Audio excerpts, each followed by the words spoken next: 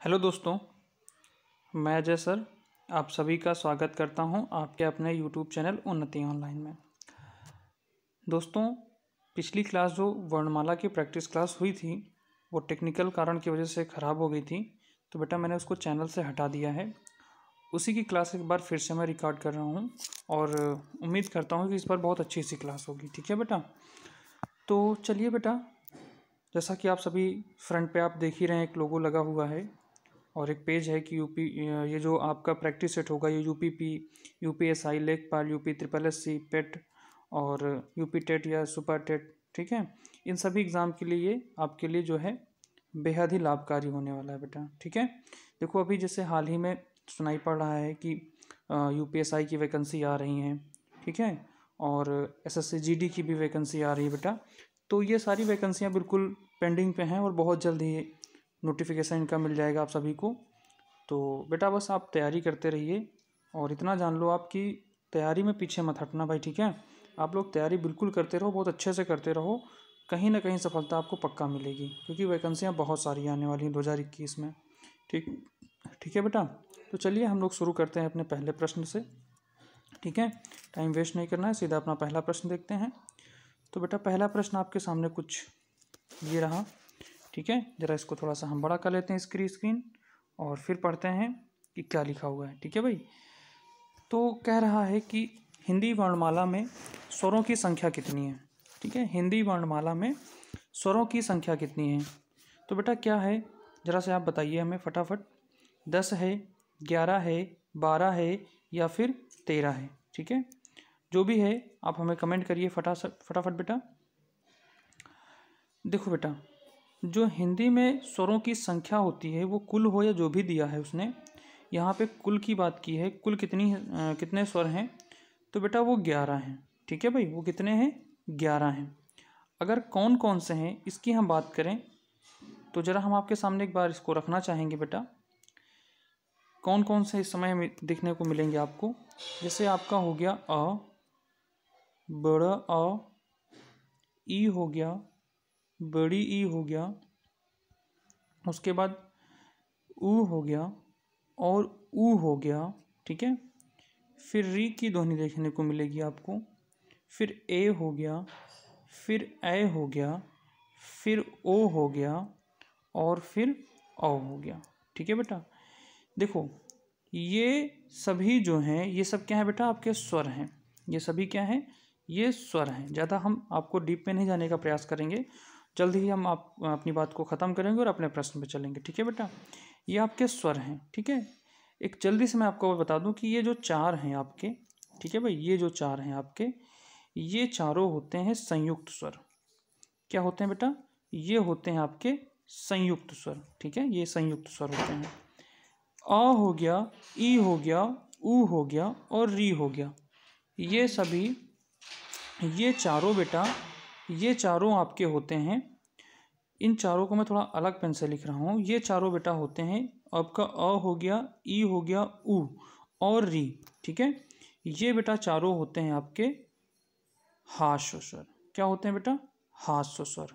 ठीक है भाई, ये याद रखना। शेष जो भी बच रहे हैं बेटा वो आपके दीर्घ स्वर में आते हैं। किस में आते हैं, दीर्घ स्वर में। आई बात समझ में, कोई दिक्कत इसमें? जिन लोगों ने नहीं लिखा था बेटा ऑफलाइन क्लास में वो लोग यहाँ पे देख लीजिएगा। ठीक है, पढ़ लीजिएगा, लिख भी लीजिएगा आप लोग। ठीक है, चलिए आगे बढ़ते हैं, अपने अगले प्रश्न पे चलते हैं। ठीक है बेटा, अगला प्रश्न दिया हुआ है आपके सामने, निम्नलिखित में से कौन स्वर नहीं है। देखो बेटा, अभी पीछे ही हमने आपको बताया है पीछे स्लाइड में कि कौन कौन से स्वर होते हैं और कौन से स्वर नहीं है, वो आपको इसमें बताना है। ठीक है, आ है, आ भी स्वर होता है, ऊ भी स्वर है, ए भी स्वर है। ठीक है, ये सभी क्या है, स्वर हैं। लेकिन जो ये इया लिखा हुआ बेटा ये आपका स्वर नहीं है। ये क्या है आपका, तो बेटा ये है आपका व्यंजन। ठीक है भाई, ये क्या है, ये है व्यंजन। आई बात समझ में, कोई दिक्कत बेटा इसमें? ठीक है, क्लियर दो प्रश्न, आगे चलें। ठीक है, आगे देखते हैं अगला प्रश्न आपके सामने। अगला प्रश्न कुछ ये रहा आपके सामने बेटा। अगला प्रश्न कह रहा है कि निम्नलिखित में कौन ट वर्ग नहीं है। ट वर्ग का कौन सा नहीं है। तो इसमें आपसे पूछा है बेटा कि टावर का कौन सा नहीं है। जो ट है इस वर्ग में और कौन कौन से वर्ण आते हैं वो पूछा। ट आता है, ठ आता है, ड आता है और ढ आता है और फिर क्या आता है, ड़ आता है। ठीक है बेटा, ड़ आता है। ये 5 होते हैं टा वर्ग में। अब इन पांचों में से देखो इसमें से कौन सा नहीं बेटा, तो इसमें घ नहीं। घ किस वर्ग में आता है, ये आता है का वर्ग में। ठीक है, ये किस में आता है, ये का वर्ग में आता है। एक बात और बता दूं बेटा मैं आपको जरा यहाँ पे, कि जो ड और ढ लिखा है, ठीक है, इसी के नीचे अगर जो है बिंदी लग जाए ऐसे, ठीक है, इन दोनों के नीचे ही अगर ऐसे बिंदी लग जाए तो ये दोनों आपके उत्क्षिप्त व्यंजन बन जाते हैं। कौन से बन जाते हैं बेटा, उत्क्षिप्त व्यंजन। किस प्रकार के व्यंजन, उत्क्षिप्त व्यंजन, उत्क्षिप्त व्यंजन। ठीक है भाई, एक मिनट जरा बेटा, उत्क्षिप्त व्यंजन, या इनको द्विगुण व्यंजन भी कहते हैं। क्या कहते हैं इनको, इनको द्विगुण व्यंजन भी कहते हैं। ठीक है, इतनी बात समझ में आई, आगे बढ़ें। ठीक है, अगला प्रश्न देखो बेटा आपके सामने ये रहा, कह रहा कि हिंदी वर्णमाला में व्यंजनों की संख्या कितनी है। हिंदी वर्णमाला में व्यंजनों की संख्या कितनी है। तो इसका सही उत्तर जो होगा बेटा वो होगा 33। ठीक है, हिंदी वर्णमाला में व्यंजनों की संख्या पूछा है, ना कि सभी वर्णों की संख्या पूछा है। कौन कौन से होते हैं जरा मैं आपको एक बार बता देता हूँ, रिमाइंड कर देता हूँ। ठीक है बेटा, व्यंजनों की संख्या देखो बेटा, इसमें होते हैं स्पर्श व्यंजन। ठीक है, स्पर्श व्यंजन, स्पर्श व्यंजनों की संख्या होती है 25।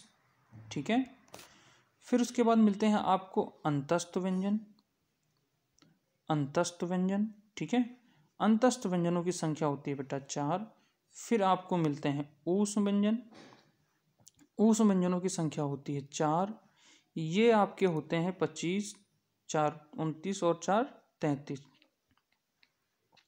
ये जो 33 होते हैं बेटा, ये 33 आपके व्यंजन होते हैं। इनको मूल व्यंजन भी कह सकते हो या फिर मुख्यता व्यंजन भी कह सकते हैं। ठीक है, ये व्यंजन होते हैं। शेष आपके जो होते हैं, ठीक है बेटा, कुछ और भी होते हैं, आगे देख लेते हैं। जैसे आपके होते हैं संयुक्त व्यंजन। अब आपको मिलेंगे संयुक्त, अभी आपने पढ़ा था संयुक्त स्वर, लेकिन यहाँ पे पढ़ेंगे संयुक्त व्यंजन। ठीक है भाई, संयुक्त व्यंजन, व्यंजनों की संख्या कितनी है, संयुक्त व्यंजनों की संख्या 4 है। ठीक है बेटा, संयुक्त व्यंजनों की संख्या कितनी है, 4 है। फिर उसके बाद आपको मिलेंगे इसमें द्विगुण, जिनको मैंने अभी आपको क्या बताया, ये उत्क्षिप्त व्यंजन होते हैं। इनको द्विगुण या उत्क्षिप्त व्यंजन कहते हैं। क्या कहते हैं भाई, उत्क्षिप्त व्यंजन कहते हैं। उत्क्षिप्त व्यंजनों की संख्या कितनी है, 2 है। ठीक है बेटा, इनकी संख्या कितनी है, 2 है। अब जरा आप जोड़ लीजिए कितने होते हैं,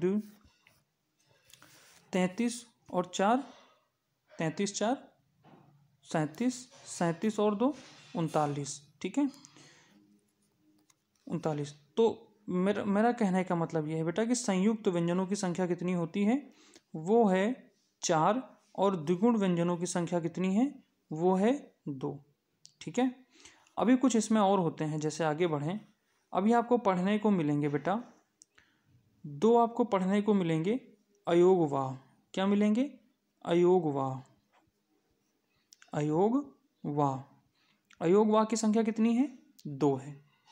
तो अब देखो बेटा टोटल कितने आपके हो गए, वर्णों की संख्या टोटल कितनी हो गई, ये मैं आपको बता रहा हूँ। टोटल वर्णों की संख्या कितनी हो गई, देखो बेटा 33 ये हो गई, 33 4 कितने हो गए, 37, 37 2 39, और 39 2 41, 41 तो बेटा ये हो गए। ठीक है, 41 तो आपके ये हो गए व्यंजन, और इसमें 11 मिला दो आप स्वर, तो कितने हो जाएंगे, 52। ये 52 आपके क्या हो जाएंगे, कुल वर्णों की संख्या। ठीक है भाई, हिंदी वर्णमाला में कुल वर्णों की संख्या क्या हो जाएगी, कुल वर्णों की संख्या। आई बात समझ में, गुड बेटा, आगे बढ़ते हैं। अगला प्रश्न आपके सामने दिया हुआ है कुछ इस तरह, कह रहा है कि छा का निर्माण किन 2 ध्वनियों के कारण से के संयोग से हुआ है। छा जो वर्ण लिखा है ये होता है बेटा संयुक्त व्यंजन। ठीक है भाई, ये क्या होता है, ये होता है एक संयुक्त व्यंजन। इस संयुक्त व्यंजन का जो निर्माण हुआ है वो किन दो ध्वनियों के कारण हुआ है? तो बेटा एक तो मिला है क और छ, क और छ। इन दो ध्वनियों के कारण इसका क्या हुआ है? छ का निर्माण हुआ है।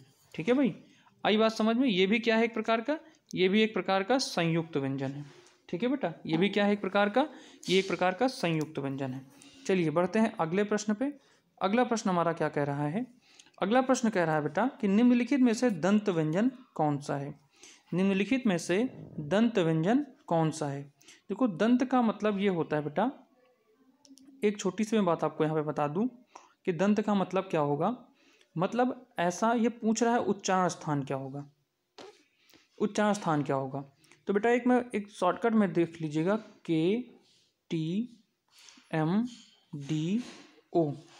के का मतलब होता है कंठ, के का मतलब होता है कंठ से, और टी का मतलब होता है तालव्य से, टी का मतलब होता है तालव्य से, एम का मतलब होता है मूर्धा से, ठीक है, मूर्धन्य से यानी मसूड़ों से, डी का मतलब होता है दंत से, और ओ का मतलब होता है ओष्ठ से। ठीक है, ओ का मतलब होता है ओष्ठ से।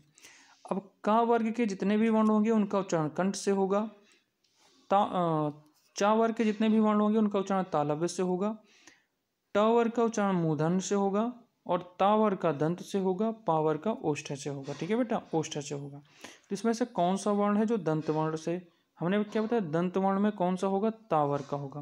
त था द धा में से कोई नहीं है, क्या है? ता है। यही विकल्प आपका सही हो जाएगा। आई बात समझ में बेटा? कोई दिक्कत इसमें? आगे चले। अगला प्रश्न देखो आपके सामने क्या कह रहा है। निम्नलिखित में से मूर्धन्य व्यंजन है।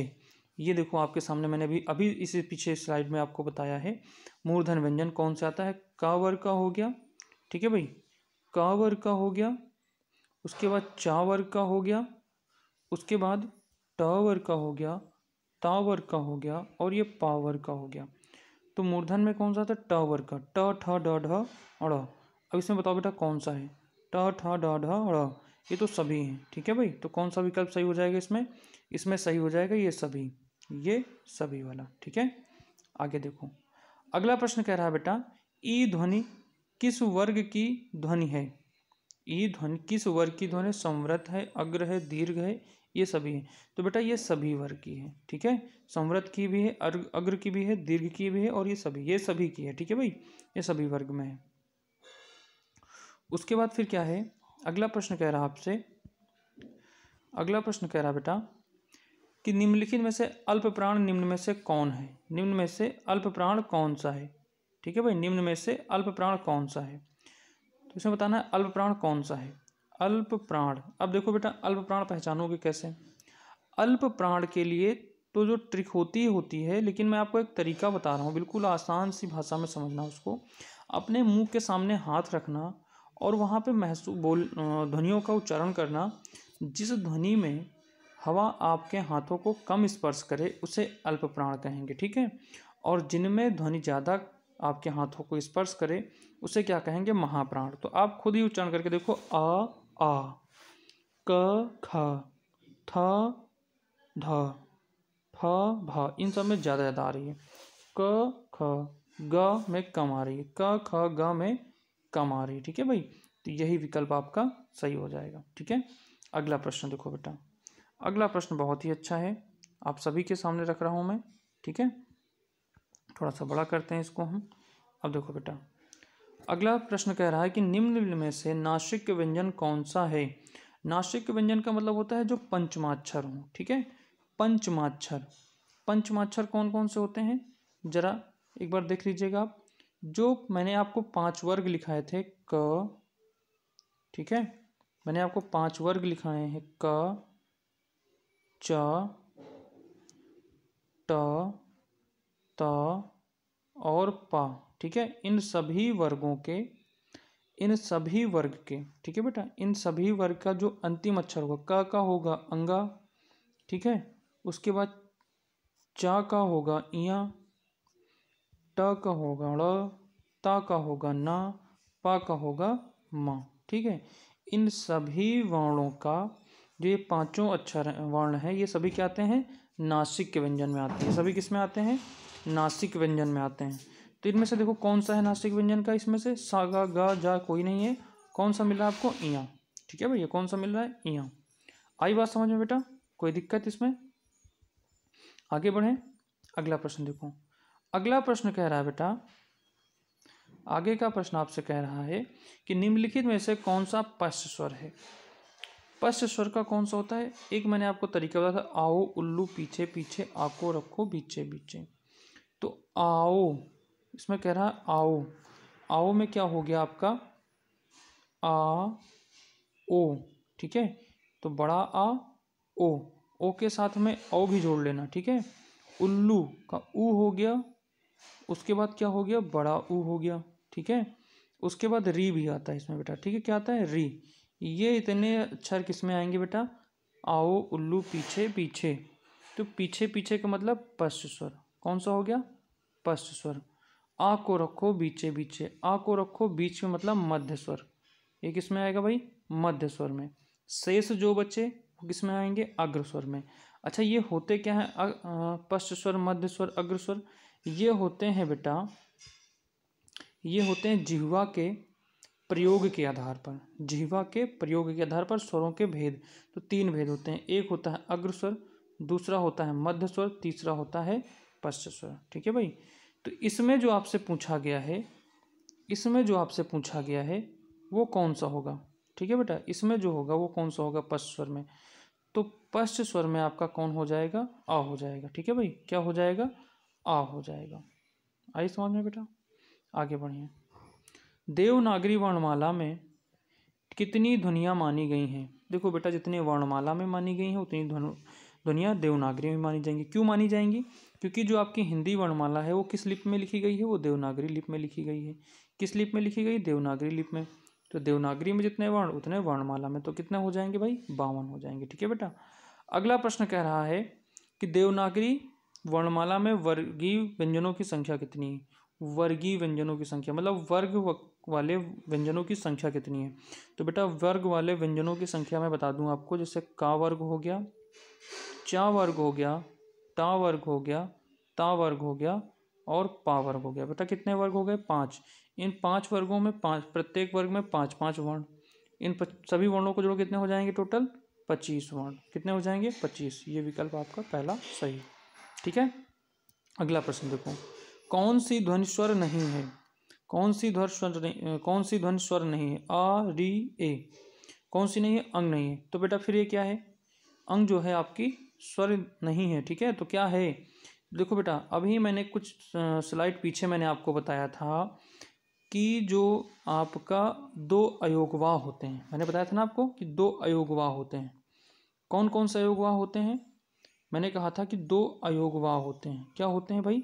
अयोगवाह। ये मैंने आपको बताया था। ठीक है, अब कौन कौन से होते हैं ये ध्यान दे दो यहाँ पे। एक तो होता है आपका अनुस्वार। क्या होता है भाई? अनुस्वार। एक होता है बेटा आपका अनुस्वार। और अनुस्वार किसको कहते हैं? इसी अंग वाले को कहते हैं। ठीक है भाई, और एक होता है आपका विसर्ग। क्या होता है बेटा? एक आपका होता है विसर्ग। और विसर्ग किसको कहते हैं? जो आपका ये अह जिसको बोलते हो। ठीक है भाई, अह, ये होता है विसर्ग। तो आपका सही विकल्प कौन सा हो जाएगा? C number. ठीक है भाई, अगला प्रश्न चलते हैं बेटा। अगला प्रश्न कह रहा है आपके सामने, अगला प्रश्न कह रहा है बेटा आपके सामने का मतलब भाई आपके स्क्रीन पर है तो सामने ही तो होगा ना। ये मत सोचना कि सर मेरे सामने कहाँ आ गया, वो थोड़ा कुछ कह रहा है। अरे वो कह नहीं रहा, वो आपसे प्रश्न पूछ रहा है तो आपको जवाब देना भाई। ठीक है, ओके, चलो भाई। तो बात करते हैं अगले प्रश्न की ओर। क्या कह रहा है? कौन सा स्वर अर्धस्वर नहीं है? कौन सा स्वर अर्ध संवृत नहीं बेटा। ठीक है, अर्ध संवृत नहीं है, ये आपको बताना है। कौन सा ऐसा स्वर है जो अर्ध संवृत नहीं है? ठीक है, फटाफट बता, जल्दी से उसका उत्तर बताइए बेटा, फटाफट बताइए। कौन सा स्वर अर्ध संवृत नहीं है? तो देखो बेटा, इसमें जो है अर्ध संवृत नहीं होगा। ठीक है भाई, आ जो है अर्ध संवृत नहीं होगा। तो आ क्या होगा भाई? अगर आ अर्ध संवृत नहीं है तो क्या होगा बेटा? तो आ हो जाएगा अर्धविवृत। ठीक है भाई, आ क्या हो जाएगा, अर्धविवृत हो जाएगा, अर्धविवृत। ठीक है बेटा, अर्धविवृत हो जाएगा। चलिए अगला प्रश्न देखते हैं बेटा, आगे क्या कह रहा है। अगला प्रश्न कह रहा है बेटा कि री किस प्रकार का स्वर है, संवृत है, पश्च है, हास्य है, या ये सभी हैं। ठीक है, री किस प्रकार का स्वर है, आपको बताना है इसका आंसर। फटाफट बेटा बताइए इसका। तो देखो भाई, आ जो होता है, सॉरी री जो होता है बेटा, री जो होता है वो संवृत भी होता है, वो पश्च भी होता है, और वो हास्य में भी आता है। देखो हमने आपको जब अ से लेकर आपको औ तक मैंने स्वर बताए थे अभी पीछे स्लाइड में, तो भी मैंने ऋषि को लिखा था हास्य में। उसके बाद पश्च स्वर आओ उल्लू पीछे पीछे वाला मैंने बताया, तब भी आपको पश्च स्वर बताया। तो बेटा संवृत भी क्या हो जाएगा, संवृत में भी री आता है। ठीक है भाई, तो ये सभी वाला विकल्प जो होगा वो आपका सही हो जाएगा। ठीक है भाई, जो ये विकल्प हो जाएगा, ये सभी वाला ये विकल्प आपका बेटा सही हो जाएगा। ठीक है, चलिए अगला प्रश्न देखते हैं कि अनुस्वार को आप किस वर्ग में रखेंगे। अनुस्वार, अनुस्वार को आप किस वर्ग में रखेंगे। अभी हमने पीछे आपको बताया कि अनुस्वार को आप क्या कहेंगे।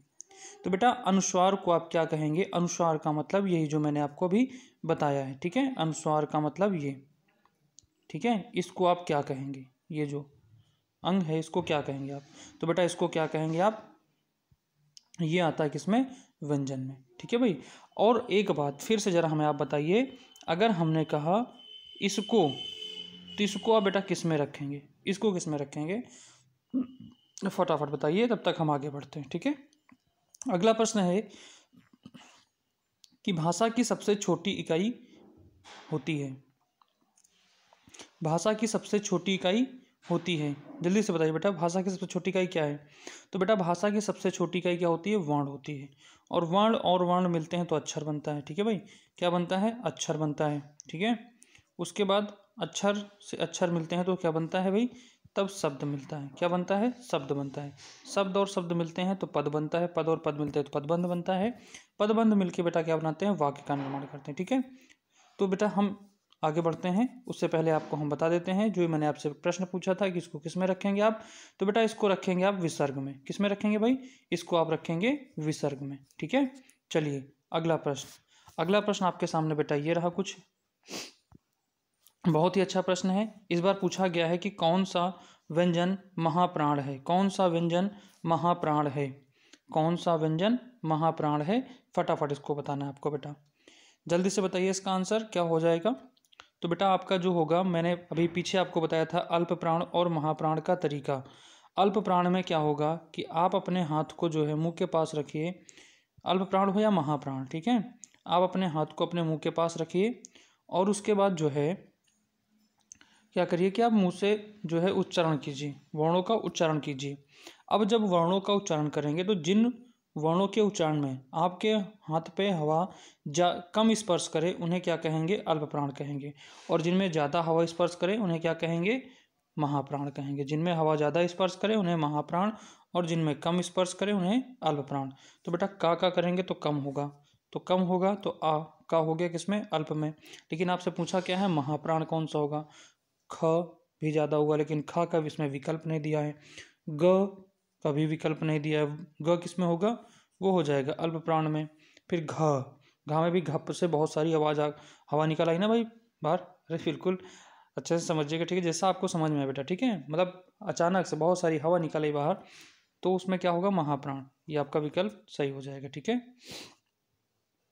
चलिए अगला प्रश्न देखिए, छा किस वर्ग का व्यंजन है। बेटा फटाफट आंसर दीजिए, छा किस वर्ग का व्यंजन है, वही पीछे हमने आपको बताया है। ठीक है भाई, तो क्या हो जाएगा इसमें, संयुक्त व्यंजन। ठीक है भाई, कौन सा हो जाएगा, संयुक्त व्यंजन। बेटा देखो कुछ ऐसे प्रश्न है जो बार बार लौट लौट के आ रहे हैं। ठीक है, और हमने शुरू में कुछ स्लाइडों में हमने उन चीज़ों को आपको बता भी दिया है ना, रिमाइंड भी करा दिया जो क्लास में कराया था। तो बेटा क्या है कि अब जब बार बार उन्हीं चीज़ों को रिपीट करेंगे, बार बार उन्हीं को रिमाइंड करेंगे, तो मैं गारंटी ले रहा हूँ बिल्कुल हर एक चीज़ रट जाएगा। वो कहते हैं ना, करत करत अभ्यास के जड़मत हुए सुजान, रस्सी आवत जात सिल पर परत निशान। ठीक है भाई, तो क्या है कि बार बार अभ्यास करने से, बार बार अभ्यास, जैसे क्या होता है कुएं में या कहीं पत्थर में अगर रस्सी बांध लगी हो और बार बार उसमें रगड़ो तो उस पत्थर पे भी निशान बन जाता है। सील का मतलब पत्थर, पत्थर पे भी निशान बन जाएंगे। तो बेटा जब बार बार किसी चीज़ का अभ्यास करोगे तो फिर क्यों नहीं आएगा वो, जाहिर सी बात है वो आएगा। ठीक है भाई, चलो अगले प्रश्न की ओर बढ़ते हैं। अगला प्रश्न आपके सामने अगला प्रश्न आपके सामने ये रहा, निम्नलिखित में से संयुक्त व्यंजन कौन सा है। बेटा बहुत ही अच्छा प्रश्न है, बहुत ही अच्छा। निम्न में से संयुक्त व्यंजन कौन सा है। और क्या होता है, द्विगुण व्यंजन, और ये दोनों क्या होते हैं, ये दोनों द्विगुण व्यंजन होते हैं। ये क्या होता है, पंचमाक्षर होता है। ठीक है भाई, और ये जो आपका दिया हुआ है इसको थोड़ा अलग पेन से करते हैं। ये जो आपका दिया हुआ है बेटा, ये क्या होता है, संयुक्त व्यंजन होता है। क्या होता है, संयुक्त व्यंजन होता है। ठीक है भाई, आई बात समझ में, गुड। आगे बढ़ते हैं। अगला प्रश्न आपके सामने दिया हुआ है, बहुत ही अच्छा प्रश्न दिया है। निम्नलिखित में से कौन सा वर्ण उच्चारण की दृष्टि से दंत नहीं है। ध्यान रखना बेटा, दंत नहीं है पूछा गया है, ना कि दंत पूछा गया। ठीक है, दंत नहीं है ये आपसे पूछा गया है। ठीक है, दंत नहीं है ये आपसे पूछा गया है। कौन सा वर्ण दंत नहीं है, ता नहीं है, ना नहीं है, दा नहीं है, टा नहीं है। तो बेटा इसमें टा नहीं है, क्योंकि ट कौन सा होता है, के टी एम। याद रखो, याद करो बेटा उस चीज को, के टी एम, एक मिनट सॉरी, के टी एम डी और ओ। के से हो गया कंठ यानी का वर्ग, ता से टी से हो गया तालव्य, चा वर्ग। ठीक है, उसके बाद माँ से हो गया मूर्धन यानी ट वर्ग। फिर क्या हो गया, डी से हो गया दंत, डी से हो गया दंत, डी से हो गया दंत यानी ता वर्ग।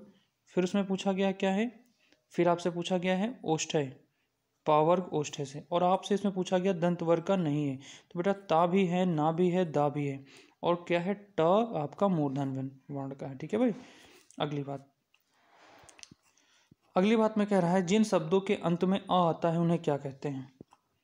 जिन शब्दों के अंत में अ आता है उन्हें क्या कहते हैं। तो बेटा उन्हें क्या कहते हैं, अकारांत कहते हैं। मतलब क्या होता है इसका, जो भी शब्द हैं, मान लीजिए आपके सामने लिखा है, सपोज करिए आप यहाँ आपके सामने लिखा हुआ है आ।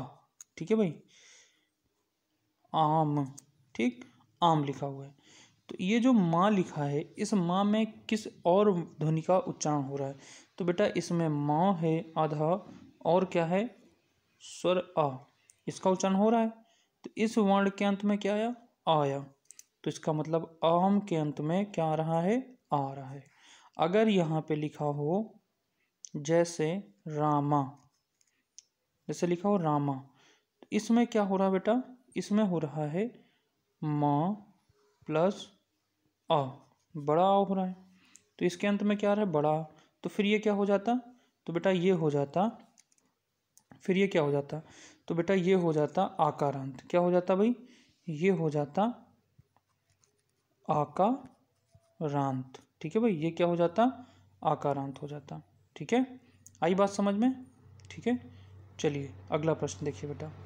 अगला प्रश्न में कह रहा है कि ज्ञा वर्ण किन दो ध्वनियों के मेल से बना है। ज्ञा ध्वनि, ये भी किस प्रकार का है वर्ण, ये आप बताना ही है आपको, जबकि इसका जो आपसे पूछा गया है प्रश्न वो बताइए। ठीक है भाई, ज्ञा किन दो ध्वनियों से बना हुआ है, फटाफट बेटा इसका उत्तर दीजिए हमें। तो बेटा ज्ञा जो बना हुआ है वो बना हुआ है ज और इया। ठीक है भाई, ज और इया, और ये किस प्रकार की ध्वनि है ये आपको बताना है। ठीक है भाई, किस प्रकार की ध्वनि है, ये ज्ञा कौन सा व्यंजन है ये आपको बताना है। ठीक है भाई, चलिए आगे बढ़ते हैं। अगला प्रश्न कह रहा है बेटा आपके सामने, अगला प्रश्न कह रहा है कि ड़ किस प्रकार का व्यंजन है, ड़ किस प्रकार का व्यंजन है।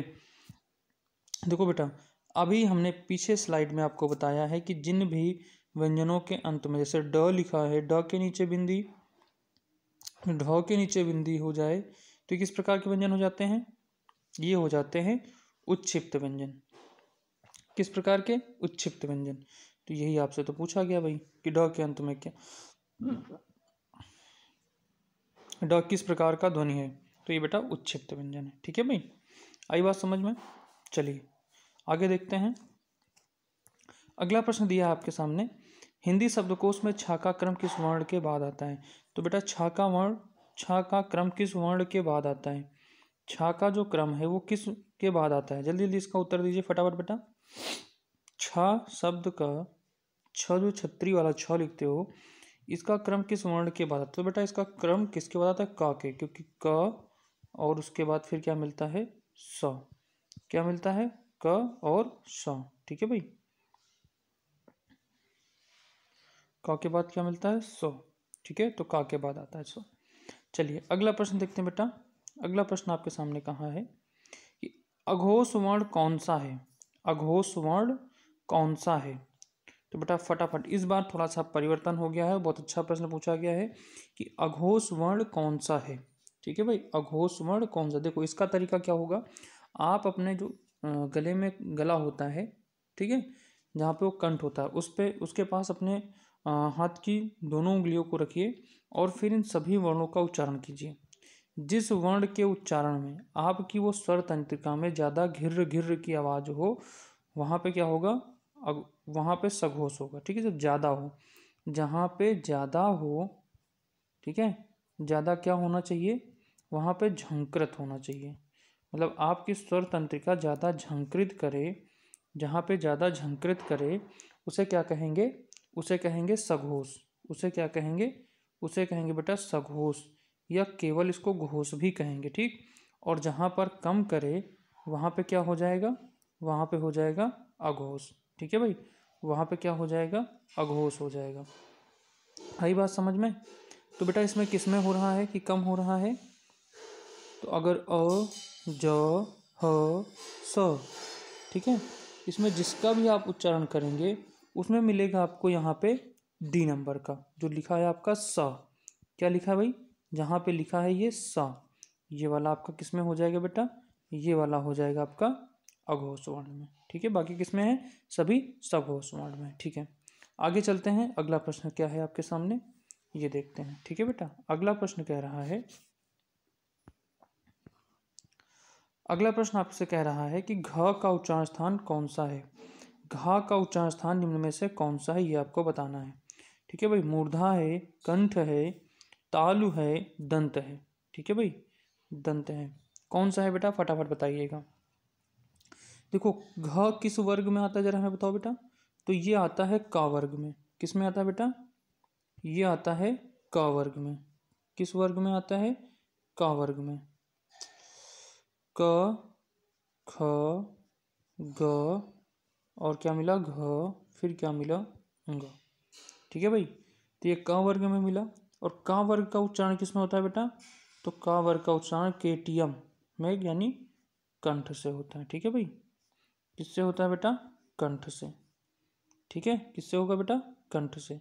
तो ये विकल्प आपका सही हो जाएगा। ठीक है, आगे बढ़ते हैं। अगला प्रश्न बेटा दिया है, शुद्ध वर्तनी वाला शब्द है वे, बे, वकरी, वहाँ। तो बेटा इसमें तो बिल्कुल आंख बंद करके आप लगा सकते हो, क्योंकि इनकी ध्वनियों से ही पता है। बे कोई शब्द हिंदी का होता नहीं है, ना वकरी होता है, ना बहाँ बहाँ होता है। ठीक है, क्या होता है? वे होता है। ठीक है, जो वे किसका होता है? बहुवचन होता है। जब कोई वस्तु दूर हो तो उसको सर्वनाम के स्थान पे प्रयोग करना हो तो वहाँ पे, और वो बहुत सारी हों तो उन्हें क्या कहेंगे? हम वे कहेंगे ना। जैसे कहेंगे वे सारे लोग, ठीक है, वे बकरियाँ। ठीक है, अगला प्रश्न बेटा। अगला प्रश्न कह रहा है कि किस शब्द की वर्तनी शुद्ध है?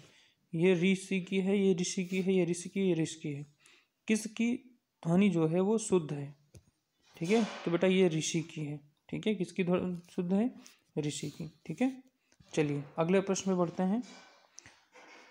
अगला प्रश्न क्या कह रहा है आपसे, ये ध्यान से देखते हैं। अंश और अंश का शुद्ध अर्थ क्या होगा? शुद्ध अर्थ वाला युग्म कौन सा होगा? अंश और अंश का युग्म अर्थ होगा, तो बेटा इसमें होता है भाग और कंधा। क्या होता है बेटा? भाग और कंधा। ठीक है, चलिए अगला प्रश्न देखिए। अगला प्रश्न आपसे कह रहा है कि निम्नलिखित में से सघोष व्यंजन नहीं है। सघोष व्यंजन नहीं है, वही जो घोष और सघोष की मैं बात कर रहा था। तो यहाँ पे पूछ रहा है सघोष व्यंजन, यानी 3 सघोष होंगे, एक क्या होगा? अघोष होगा। ठीक है बेटा, एक क्या होगा? अघोष होगा। तो ये बताना है। तो जो का वर्ण होता है ये किस में आता है बेटा? पहला ही विकल्प इसमें हो जाएगा, सघोष का नहीं होगा। ठीक है भाई, किसका होगा? अघोष का होगा। बाकी सभी किसके हैं? बाकी सभी किसके हैं? तो बाकी बेटा सभी किसके हैं? घोष वर्ण के हैं। ठीक है। अगला प्रश्न, अगला प्रश्न क्या कह रहा है? निम्नलिखित में से बताइए कि नवीन विकसित ध्वनियाँ कौन सी हैं? जो हाल ही में विकसित हुई हैं उनमें कौन सी ध्वनियाँ है निम्न में से? तो बेटा इसमें भी पहला ही विकल्प हो जाएगा ख और गा। ठीक है भाई, इसमें भी क्या हो जाएगा? ख और गा पहला विकल्प हो जाएगा। ठीक है भाई। अगला प्रश्न चलते हैं। अगला प्रश्न है आपके सामने, बिल्कुल आसान सा प्रश्न है बेटा, फटाफट इसका आप लोग उत्तर दीजिएगा। निम्नलिखित में से कौन सा घोष वर्ण है? निम्नलिखित में से कौन सा घोष वर्ण है? फिर वही बात पूछा गया और बहुत आसान सी बात पूछा गया है। ठीक है बेटा, कौन सा घोष वर्ण है? तो बेटा इसमें जो माँ वर्ण है ये आपका घोष वर्ण है। माँ वर्ण कौन सा है? घोष है। बाकी तीनों क्या है? बाकी तीनों अघोष वर्ण है। ठीक है भाई। अगला प्रश्न आपसे क्या कह रहा है? अगला कह रहा है कि कौन सा अमानक वर्ण है? तो बेटा इसमें अमानक वर्ण कौन सा है? फटाफट बताइए। तो बेटा इसमें अमानक वर्ण हो जाएगा भ। कौन सा हो जाएगा? भ हो जाएगा। ठीक है, चलिए अगला प्रश्न है आपके सामने आपके स्क्रीन पर, बहुत ही अच्छा। निम्नलिखित में से कौन अयोग वा है? ठीक है, विसर्ग है, महाप्राण है, संयुक्त है, अल्पप्राण है। बेटा ये प्रश्न हम आपको देते हैं कि आप लोग इसका कमेंट बॉक्स में उत्तर हमें दें। ठीक है बेटा, इसमें कौन सा हो जाएगा? फिलहाल मैंने बता ही दिया है। ठीक है बेटा, ये आपका हो जाएगा विसर्ग हो जाएगा। ठीक है भाई, कौन सा हो जाएगा? विसर्ग हो जाएगा। ठीक है। अगला प्रश्न देखो बेटा, 40 तक तो सीक्वेंस में था, अब यहाँ से सीक्वेंस थोड़ा सा चेंज हो गया है। घबराने की कोई बात नहीं है, थोड़ा सा हमने अच्छे प्रश्न छांटने का प्रयास किया। ठीक है। निम्न में से बताइए कि किस शब्द में द्वित्व व्यंजन है? किस शब्द में द्वित्व व्यंजन है? पुनः है, इलाहाबाद, दिल्ली, उत्साह। देखो बेटा द्वित्व व्यंजन का मतलब क्या होता है पहले यह समझ लो। द्वित्व व्यंजन का मतलब जो दो एक जैसे वर्ण लिखे हों, दो एक जैसे लिखे हों। ठीक है, जैसे कहा जाए, मान लीजिए कहा जाए कलकत्ता। ठीक है भाई, क्या कहा जाए? कलकत्ता। बेटा यहीं पे देख लो, थोड़ा मेरा पेन नहीं चल रहा है, टच पेन। ठीक है, यहीं पे आप देख लीजिएगा क्या लिखा हो। जैसे लिखा हो कलकत्ता, या फिर यहाँ पे आपके सामने ही लिखा हुआ है दिल्ली। दिल्ली में दो ल और ल, ठीक है, ये ला और ये ला दोनों एक साथ लिखे हुए हैं। ठीक है, जहाँ पे दो एक जैसे वर्ण आ जाए उन्हें क्या कहेंगे? द्वित्व व्यंजन कहेंगे। उन्हें क्या कहेंगे? द्वित्व व्यंजन कहेंगे। ठीक है। अगला प्रश्न कह रहा है कि स स ह कौन से व्यंजन कहलाते हैं? प्रकंपी, स्पर्श संघर्षी या स्पर्श संघर्षी व्यंजन? किस प्रकार के व्यंजन कहलाते हैं बेटा? फटाफट आप हमें जवाब दीजिए इसका। तो बेटा स स ह ये सभी क्या कहलाते हैं? ये सभी स्पर्श व्यंजन संघर्षी व्यंजन कहलाते हैं। ठीक है, क्या कहलाते हैं? संघर्षी। या फिर इनको किस प्रकार का व्यंजन कहते हैं? ये होते हैं ऊष्म व्यंजन। ये क्या होते हैं? ऊष्म व्यंजन होते हैं। ठीक है भाई। अगला और आखिरी प्रश्न, ठीक है, अगला और आखिरी प्रश्न आपके सामने ये रहा। कह रहा है कि क ग ज फ ध्वनियाँ किसकी हैं? इस प्रश्न का उत्तर आप लोग हमें कमेंट बॉक्स में टिक करेंगे। ठीक है भाई, इसका उत्तर हमें आप लोग कमेंट बॉक्स में देंगे। अगले वीडियो में इस प्रश्न का हम उत्तर आपको ज़रूर बताएंगे। ठीक है बेटा, इस प्रश्न का उत्तर हम अगले वीडियो में ज़रूर बताएंगे, लेकिन आप सभी लोग हमें क्या करिएगा? कमेंट बॉक्स में इसका उत्तर ज़रूर दीजिएगा। ठीक है बेटा, ठीक है। तो आज के लिए इतना रखते हैं बेटा। भगवान से दुआ करते हैं आप सभी को जल्द सफलता मिले। बस ऐसा ही आप लोग प्रयास करते रहिएगा। ठीक है। और दूसरी बात बेटा, हमारे इस वीडियो में जो भी कमी आई हो आप हमें कमेंट करके बता सकते हैं। बाकी हमने अपने तरफ से 100% देने का प्रयास किया है। ठीक है। अगर वीडियो पसंद आया हो तो लाइक करिएगा और अपने चैनल को सब्सक्राइब करिएगा। ठीक है बेटा, थैंक यू।